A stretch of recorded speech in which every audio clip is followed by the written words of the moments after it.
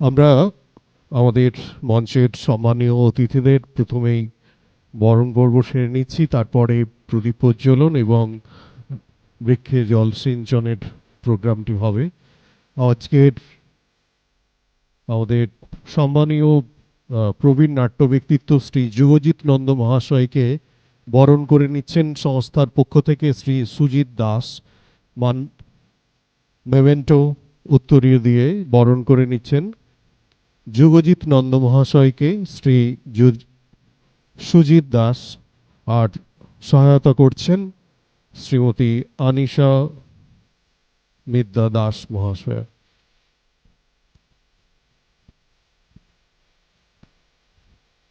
গত 6 দশকেরও বেশি সময় ধরে পশ্চিমবঙ্গের অবিভক্ত মেদিনীপুর জেলার বিভিন্ন জায়গায় নাট্য পরিচালনা, নাট্য নির্দেশনা এবং নাট্য আন্দোলনের সঙ্গে যুক্ত থেকেছেন শ্রী যুগজিৎ নন্দ মহাশয়।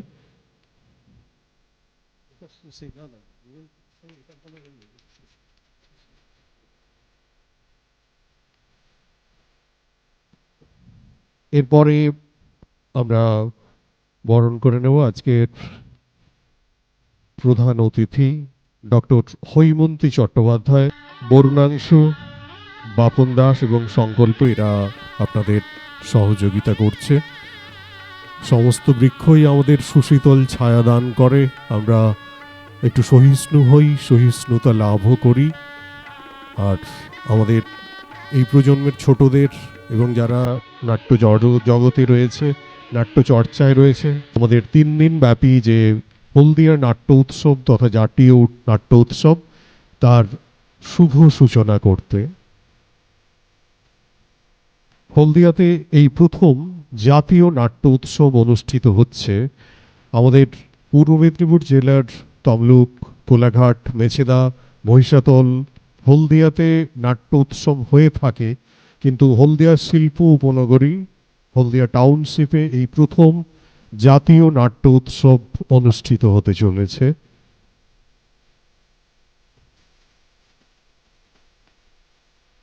এরপরে আরেকটি বিশেষ কাজ আমাদের রয়েছে।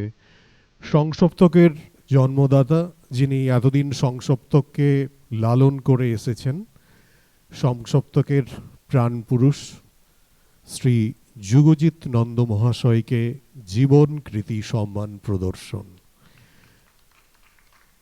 আমরা প্রতিদিনের যে আমাদের রাজ্যব্যাপী যে সর্বভারতীয় দৈনিকগুলি চলে, হয়তো সেগুলিতে সেভাবে তার খবর নিয়ে আর্টিকেল প্রকাশিত হয় না, হয়েছে কিন্তু সেভাবে হয়তো হয়নি। কলকাতার কর্চা নিয়ে যেভাবে আলোচনা হয় সারা রাজ্যব্যাপী হয়তো সেভাবে হয়নি, কিন্তু পশ্চিমবঙ্গের সমগ্র পশ্চিমাঞ্চল ব্যাপী এক বিরাট ভৌগোলিক সীমানার তিনি তার পরিচিতি বহন করে চলেছেন দীর্ঘ 6 দশকেরও বেশি সময় ধরে। স্বাধীনতারও, ভারতের স্বাধীনতারও প্রায় 7-8 বছর আগে তার জন্ম আমাদের এই পূর্ব মেদিনীপুরেরই এগরা মহকুমার এরেন্দা গ্রামে। সেখান থেকে পড়াশুনো পশ্চিম মেদিনীপুরেরই আরেকটি স্কুল, সেই সময় ছিল অবিভক্ত মেদিনীপুর, সেখান থেকে কাঁথি কলেজ, মেদিনীপুর কলেজ, কলকাতা বিশ্ববিদ্যালয়, ভাষা, বাংলা ভাষা ও সাহিত্যে যিনি MA পাস করেন, তারপরে বিএড। পশ্চিম মেদিনীপুরেরই সবংয়ের একটি ছোট্ট স্কুলে যার শিক্ষকতার জীবন শুরু হয়, তারপর সেখান থেকে আরও একটি স্কুল। কিন্তু এর মাঝখানে 1944 সাল নাগাদ সীতা নাটকের লব চরিত্রের ভূমিকায় অভিনয়ের মধ্য দিয়ে প্রথম মঞ্চে প্রবেশ করেন শিশু যুগজিৎ নন্দ মহাশয় বাবার হাত ধরে। তারপর থেকে কয়েকশো নাটক লেখা, কয়েকশো নাটকের নির্দেশনা, পরিচালনা, এবং সেই সময় মেদিনীপুরে যে লোকসংস্কৃতির শিল্পটি একদম প্রচারের আলো পেয়েছিল তা হলো যাত্রা। সেই যাত্রাতেও তিনি একটি উল্লেখযোগ্য ভূমিকা গ্রহণ করেছেন। সেই ওয়ার্কশপ বা সেমিনারগুলিতে প্রধান ভূমিকা নিয়েছেন, কখনো বা উদ্যোক্তাদের সাহায্য করেছেন একটি নাটক বা যাত্রা মঞ্চস্থ করতে। ব্যক্তিগতভাবে আমি আমার কর্মজীবনের প্রথমে পূর্ব মেদিনীপুর এবং পশ্চিম মেদিনীপুরের সীমানাবর্তী দাঁতন, পটাশপুর, সবং, ভগবানপুর এইসব অঞ্চলে 7 বছর কাটিয়েছিলাম। তখনই শুনেছিলাম স্যারের নাম এবং খ্যাতির কথা। আর আজকে যে সংসপ্তক যে চেহারায় এসে পৌঁছেছে, পথনাটক বা পথনাটিকা নিয়ে সারা পশ্চিমবঙ্গের পথে ঘাটে মাঠে তারা অজস্র স্ট্রো করে বেরিয়েছেন। মিত্সবিশি থেকে স্যার বললেন, মিস্টার অমর ভৌমিক, সংসপ্তক প্রায় 1000-এর মতো পথনাটক করে ফেলেছে। সেই পথনাটকের স্ক্রিপ্টটা লেখেন কিন্তু যুগজিৎ নন্দ মহাশয়। এটা একটা অবাক করা বিষয়, এই 87 ঊর্ধ্ব মানুষটি এখনো পর্যন্ত কলম চালিয়ে যান। ঠিক কোমরের ওপরে একটা টিউমার এখনো পর্যন্ত রয়েছে, যে জন্য চিত হয়ে শুতে পারেন না, উপুড় হয়ে বা পাশ ফিরে শুতে হয়, কিন্তু তাতে কলম থেমে থাকেনি। আজকের যে কোনো বিষয় নিয়ে যদি পথনাটিকা লিখতে বলা হয়, ঠিক 36 ঘন্টা বা 48 ঘন্টায় একটা স্ক্রিপ্ট রেডি, এবং সেটা পিডিএফ ফর্মে তার ছেলের কাছে চলে আসে। এবং যারা জুনিয়র কুশীলবেরা আছে তারাও একেবারে উৎসাহে সেই নাটক মঞ্চস্থ করার জন্য লেগে পড়ে। সেটা পরিবেশ দূষণ হতে পারে, সেটা ফায়ার অ্যান্ড সেফটি হতে পারে, সেটা চাইল্ড অ্যাবিউজ হতে পারে, ড্রাগ অ্যাবিউজ হতে পারে, যে কোনো ধরনের যা কিছু হতে পারে উনি কিন্তু সেটা করে চলেছেন। আর সেটা মঞ্চস্থ করছে কারা? যারা Netflix, YouTube, WhatsApp, Twitter, Instagram নিয়ে ব্যস্ত এই প্রজন্মের যারা, তারাও কিন্তু সম্মোহিত হচ্ছে ওই 90 ছুঁই ছুঁই একজন প্রবীণ মানুষের লেখা নাটকে। কোথাও যুগজিৎ বাবু আপ্রাণ এখনো চেষ্টা করছেন একটা সেতু বন্ধন করতে। যারা এই প্রজন্মের একদম ছোটরা রয়েছে তাদের হাতে ব্যাটনটা দিতে, যাতে করে আরও 50 বছর, 60 বছর, 100 বছর সংসপ্তকের মাধ্যমে বেলদার এই প্রবীণ মানুষটি নাট্যচর্চাটা ছড়িয়ে দিতে চাইছেন। আমরা যারা হয়তো নাটকের কিছুই বুঝি না সেভাবে একটু একটু করে ওনার সান্নিধ্য লাভ করার চেষ্টা করেছি, ধন্য হয়েছি, সমৃদ্ধ হয়েছি ওনার কাছে গিয়ে। এবার আমরা সংসপ্তকের পক্ষ থেকে জীবন কৃতি সম্মান তুলে দেব স্যারের হাতে। সংসপ্তকের যারা জুনিয়র কুশীলব আছে সবাই মঞ্চে এসো, সেই সঙ্গে স্যারের উদ্দেশ্যে আমরা যা দেব তা নিয়ে হবে। আচ্ছা, স্যারের হাতে বিশেষ যে মানপত্রটি তুলে দেওয়া হবে সেটি পাঠ করছে স্যারেরই নাতি অদ্রিজিৎ নন্দ, আর পোর্ট্রেটটি তুলে দেবেন শ্রী কুণাল নন্দ।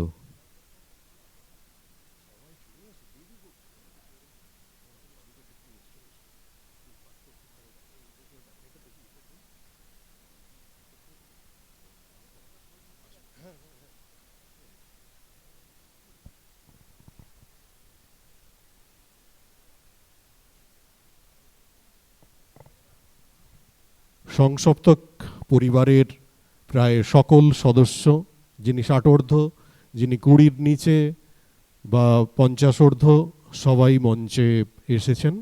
আর স্যারের উদ্দেশ্যে তৈরি করা একটি বিশেষ অঙ্কনের ফটো ফ্রেম তুলে দেবেন সংসপ্তকের এই মুহূর্তের কর্ণধার শ্রী কুণাল নন্দ মহাশয়।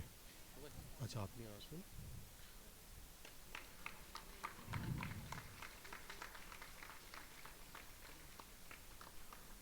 একদিন গল্প করতে করতে বলছিলেন, রবীন্দ্রভারতী বিশ্ববিদ্যালয়ের বাংলা ভাষা ও সাহিত্য বিভাগের সেই সময়কার প্রধান ক্ষেত্রগুপ্ত ছিলেন ওনার হেড এক্সামিনার। তখন জেলায় জেলায় হেড এক্সামিনার থাকতো না, ক্ষেত্রগুপ্তর কাছেই উনি খাতা দেখতেন। ক্ষেত্রগুপ্তের আরেকটা পরিচয়, এই মুহূর্তের সাহিত্যিক প্রচেত গুপ্তের বাবা, আর ক্ষেত্রগুপ্ত পরে উপাচার্যও হয়েছিলেন। তো বাংলা ভাষা এবং বাংলা ব্যাকরণ নিয়েও অজস্র কাজকর্ম করেছেন। স্যারের কৃতি ছাত্রছাত্রীরা সারা পৃথিবী ভ্রমণ করছেন কর্মজগতে। তার মধ্যে সাহিত্যিক ভগীরথ মিশ্রও যেরকম রয়েছেন, কৃতি অধ্যাপক ডক্টর বিনায়ক মিশ্রও রয়েছেন, অজস্র সম্মানে পুরস্কৃত হয়েছেন। আমাদের সামনে সেই মহীরুহ রয়েছেন শ্রী যুগজিৎ নন্দ। আর আমাদের একটি ছোট্ট লেখা রয়েছে স্যারের উদ্দেশ্যে, যেটি পাঠ করবে মেঘ অদ্রিজিৎ নন্দ।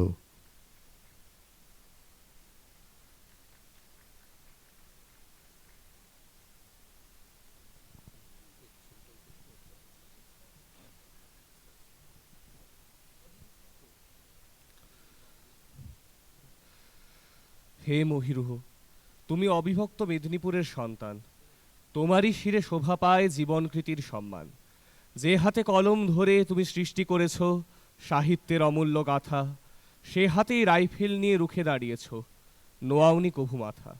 যাত্রা ও নাটকের মঞ্চে জাগিয়েছ তুমি হাজারো প্রাণ। যুগের দাবি বুকে নিয়ে দিয়েছ শিল্পকে নতুন আখ্যান। গণনাট্য কিশোর বাহিনী হয়ে রাজপথের গণ আন্দোলনে লাল পতাকা ঊর্ধ্বে তোলো তোমার হৃদয় অঙ্গনে। এই বিশেষ লেখাটিও মেঘের, অদ্রিজিৎ নন্দের। অতিথিদের আসন গ্রহণ করার জন্য অনুরোধ করব। আর এরপরে বক্তব্য রাখবেন জীবনকৃতির সম্মান প্রাপক শ্রী যুগজিৎ নন্দ মহাশয়।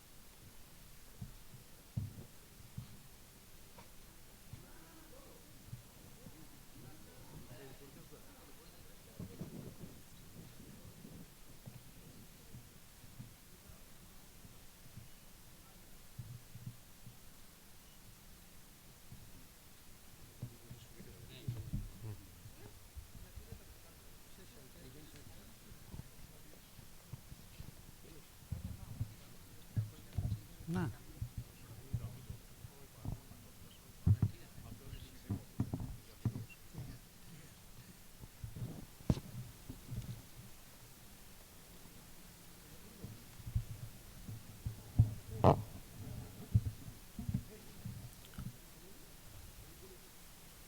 নমস্কার, শুভ সন্ধ্যা।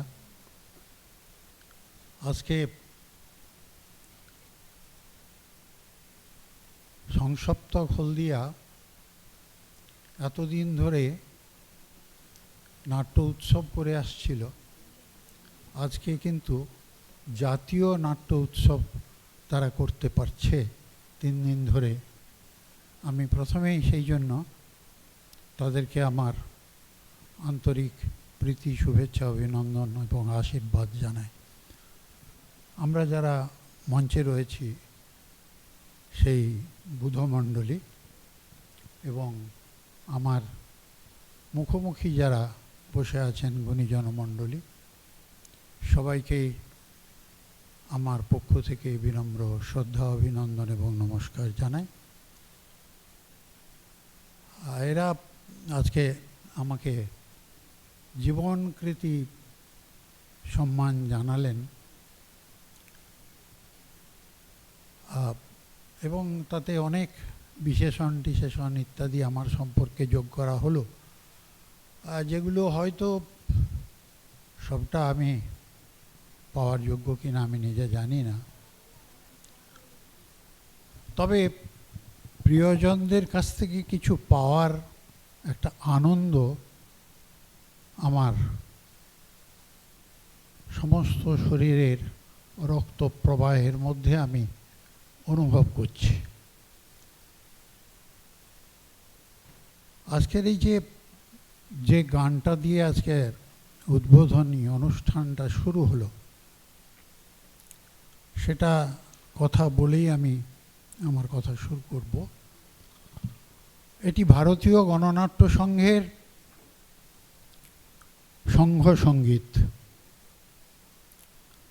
যার মধ্যে এই নাটক কেন করব, কি নাটক করব, কিভাবে করব, সব কথা বলা আছে।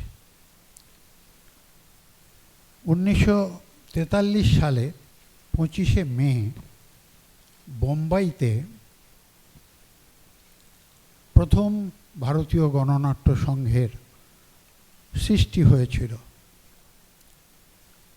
তার সভাপতি ছিলেন এন.এম. যোশী এবং সম্পাদক ছিলেন অনিল ডি সিলভা। আর তার যে প্রতীকটা ছিল ড্রাম বাদক, সেই প্রতীকটা তৈরি করেছিলেন চট্টগ্রামের এক বিখ্যাত চিত্রশিল্পী চিত্তপ্রসাদ। আর ভারতীয় গণনাট্য সংঘ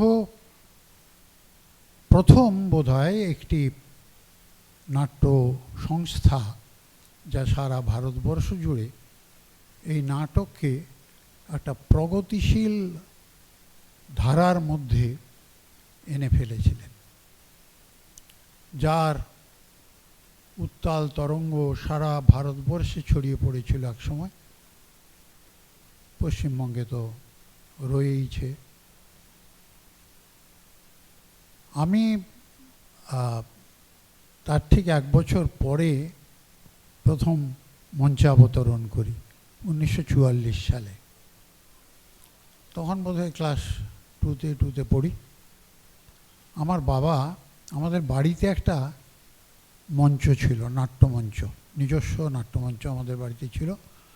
তখন এই ধরনের এইসব কালো উইংস ছিল না, তখন উইংসগুলোতে ওই আঁকা ছিল। উইংসের মাঝখান থেকে একটা কাপড় ঝুলতো নিচের দিকে, ঝুললে যে অবস্থাটা হয় সেটাতে আঁকা থাকতো ওই বন টন ইত্যাদি। আবার সেটাকে তুলে দিলে তার ভেতরে ঘর বাড়ি রাজপ্রাসাদ ইত্যাদি এরকম। আর পেছনে যখন যে দৃশ্য হবে সেই দৃশ্যের দৃশ্যপট কাপড়ে এঁকে সেগুলো গুটানো হয়ে থাকতো আর পরপর করে পড়তো। উঁচু মাটির দিয়ে মঞ্চ তৈরি হয়েছিল। সেই মঞ্চে বাবা আসলে কলকাতাতে পোর্ট কমিশনের চাকরি করতেন। তিনি সেখান থেকে শিশির ভাদুড়ী, আমাদের পৃথিবী বিখ্যাত একটা নাম নাট্য জগতের, তিনি তখন সেন্ট জেভিয়ার্সের ইংরেজির অধ্যাপক ছিলেন। চাকরি ছেড়ে দিয়ে তিনি পুরোপুরি সময়ের জন্য নাটকে চলে আসেন এবং এখন যেটা স্টার থিয়েটার, তখন তার নাম ছিল নবনাট্য মন্দির। সেই নবনাট্য মন্দিরে বাবা শিশির ভাদুড়ীর সঙ্গে দীর্ঘদিন অভিনয় করেছেন। পরবর্তীকালে তখন হয়তো সাধারণত পুরুষ অভিনেতারা মহিলা চরিত্রে অভিনয় করতেন। পরবর্তীকালে ওই রেড লাইট এরিয়ার থেকে মহিলারা এসেছিলেন। তার মধ্যে বিশিষ্ট যিনি ছিলেন তার নাম আপনারা সকলেই জানেন, নটি বিনোদিনী দাসী। সেই বিনোদিনী ছিলেন তখন সেই নবনাট্য মন্দিরে। সেই সময় এক পাঞ্জাবি নাট্যপ্রেমী মানুষ গুরমুখ সিং, তিনি ওই নবনাট্য মন্দিরটাকে কিনে নেন। কিনে নিয়ে, আসলে কিনে নেওয়ার অর্থ হচ্ছে তিনি ওই বিনোদিনীকে ভালোবাসতেন এবং তিনি ওই বিনোদিনীকে বিবাহ করবেন এবং তার নামেই থিয়েটারটা করবেন। এই নবনাট্য মন্দিরটা বাদ দিয়ে বিনোদিনী থিয়েটার এই নাম হবে।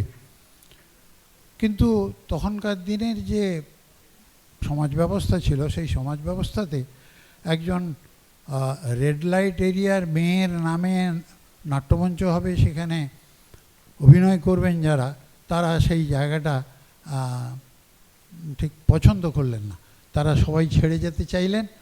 তখন শিশিরবাবু এই যুক্তিটা দিলেন যে এক কাজ করো, তোমাদের তো এই যে নাট্যদল, এই নাট্যদলের স্টার হচ্ছে গিয়ে বিনোদিনী, অতএব এই বিনোদিনীকে উদ্দেশ্য করেই এই জায়গা থিয়েটারের নাম দাও স্টার থিয়েটার।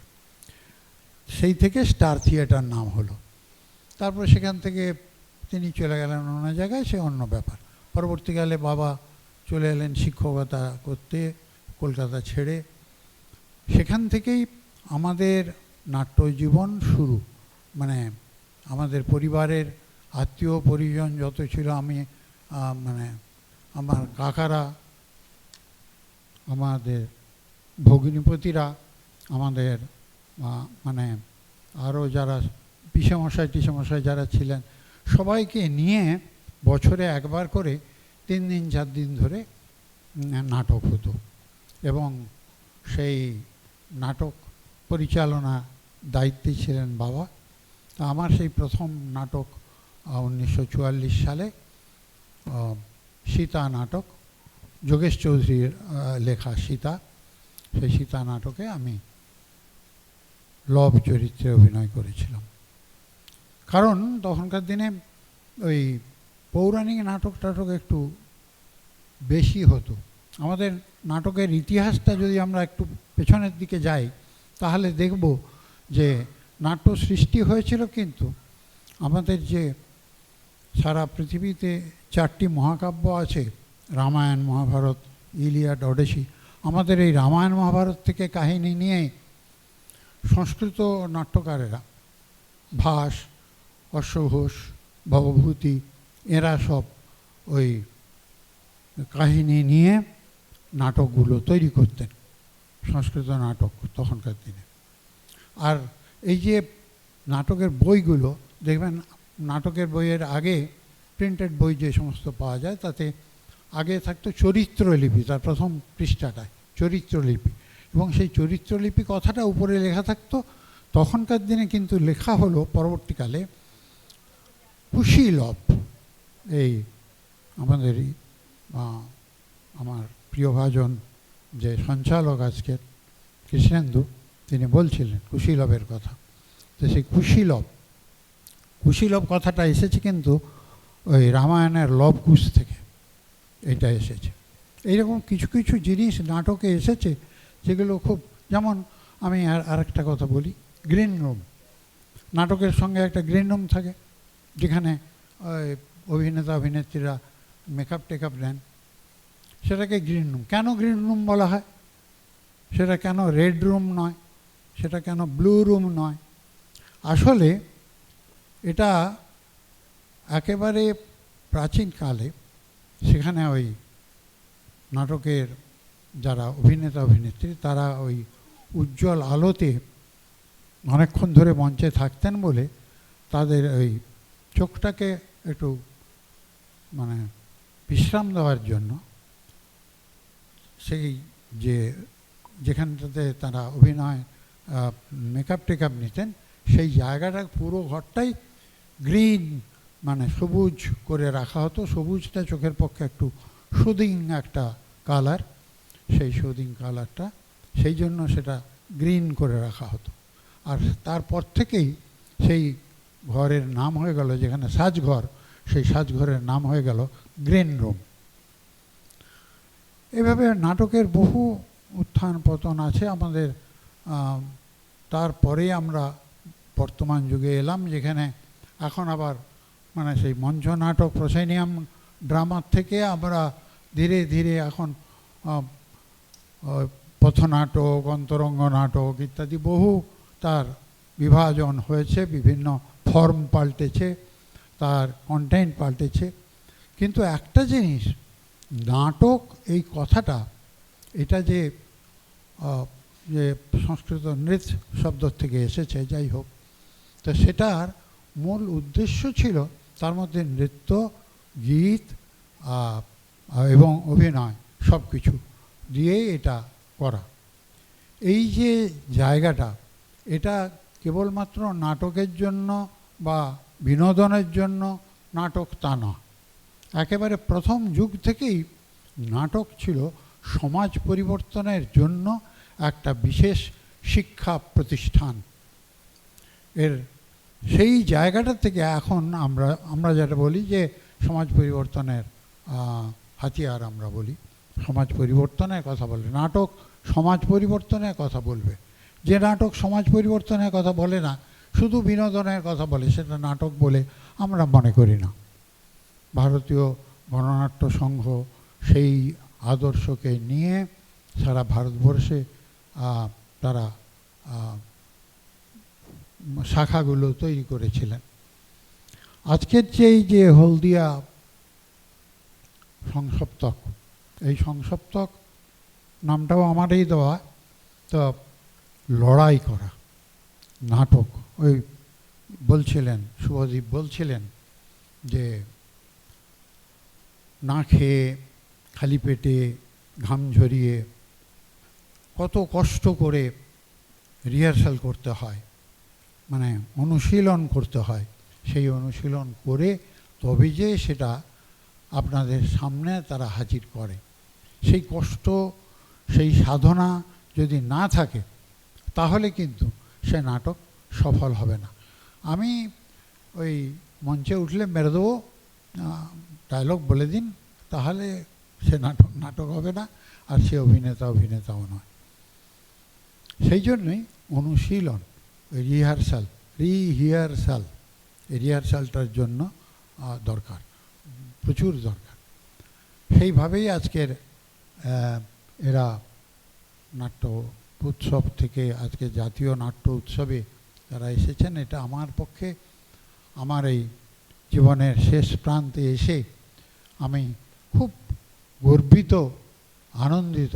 কারণ এই যে সংসপ্তক হলদিয়া, এই সংসপ্তক হলদিয়ার যে প্রাণ পুরুষ দুটি মানুষ আছেন, শ্রীমতী সোমা এবং শ্রী কুণাল নন্দ, এরা আমারই সন্তান এবং আমার পুত্রবধূ। এরা কি ধরনের পরিশ্রম করে এবং তারপরে ঠিক পরম্পরাটা কীরকমভাবে এসে গেছে, আমার নাতিরাও এসে গেছে নাট্য মঞ্চে। এই মেঘ, ভোর, রোদ্দুর, অর্কজিৎ, অভ্রজিৎ, অদ্রিজিৎ সকলের বড়। তো এরাও চলে এসেছে। তার মানে কি, আমার বাবা অভিনয় করতেন, আমরা করেছি, আবার আমার ছেলেরা করছে, তার ছেলেরা করছে। এই প্রবহমান ধারাটা, এটা শুধু এই পরিবারের কথা নয়, এই প্রবহমান ধারাটা আমাদের সমাজ ব্যবস্থার মধ্যে থাকতে হবে। আজকের যারা এই হলদিয়ার সংসপ্তকের যারা ক্ষুদে শিল্পীরা, তাদের মধ্যেও এই বীজটা উপ্ত হয়ে যাচ্ছে। এইটা একদিন মহিরুহে পরিণত হবে। এইভাবেই কিন্তু নাটক এগিয়ে চলবে। নাটক কিন্তু মানে হঠাৎ করে কোথাও থেকে এসে পড়েনি আকাশ থেকে। এর নাটক হচ্ছে গিয়ে মানুষের জীবনের একটি প্রবহমান ধারা এবং প্রতিবাদের প্রবহমান ধারা। তো সেই উৎসব আজকে শুরু হচ্ছে। আপনারা এসেছেন, নাটক দেখবেন। আর আজকের সেই সুদূর কাশ্মীর থেকে আমাদের একদম মানে চূড়ায়, ভারতবর্ষের মুকুট যেটাকে আমরা বলি কাশ্মীর, সেই জম্মু কাশ্মীর থেকে এসেছেন। সেই নাটক মঞ্চস্থ হবে এবং বাকি 2 দিন ধরে আগামীকাল এবং আগামী পরশুও নাটকগুলি হবে। সংসপ্তকের নাটকটা 3য় দিন আছে, 3rd ডেতে। ওদের ওই নাটকের নামটা হচ্ছে ভগিনী সেনা। সেটিও কিন্তু এই পূর্ব মেদিনীপুর এখন হয়েছে, অর্থাৎ মেদিনীপুরের এই পূর্ব প্রান্তে, অবিভক্ত মেদিনীপুরের পূর্ব প্রান্তে যে মানে ব্রিটিশ রাজশক্তির বিরুদ্ধে যে নারীরা কিভাবে বিদ্রোহ করেছিল, কিভাবে তারা সংগ্রামটা করেছিল, কিভাবে স্বাধীনতার যুদ্ধে তারা যোগ দিয়েছিল, সেই কথাই তার মূল বিষয়বস্তু।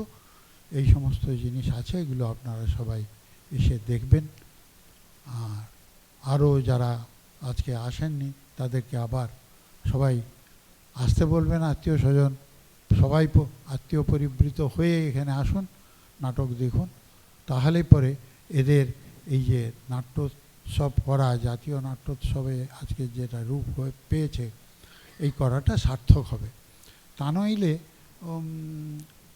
ওই নাটক ওই বাইরে বাইরে গিয়ে করার যে প্রচেষ্টা ওরা চালায়, সে প্রচেষ্টাগুলো তো থাকবেই। আপনারা আসলে, আপনারা দেখলে, নাটক যদি দেখার লোক না থাকে তাহলে পরে নাটক কার কাছে করা হবে? আর এই যে আপনারা যে নাটকগুলো দেখবেন, তার থেকেই তো আপনারা নিজেদের মনের শক্তিটা পাবেন যে এই সমাজের যে সমস্ত অবক্ষয়ী ব্যবস্থাপনা আছে তার বিরুদ্ধে প্রতিবাদ করার। এটা প্রতিবাদের ভাষা, নাটক প্রতিবাদের ভাষা শেখায় আমাদের। তা সেই প্রতিবাদের ভাষা শিক্ষার যে নাট্যস্থল, আজকে সেটা জাতীয় নাট্য উৎসবে পরিণত হয়েছে। সেই জায়গাতেই আপনারা এসেছেন, আপনাদের অসংখ্য ধন্যবাদ। সবাইকে আমার বিনম্র শ্রদ্ধা অভিনন্দন নমস্কার জানিয়ে কথা শেষ করছি। নমস্কার।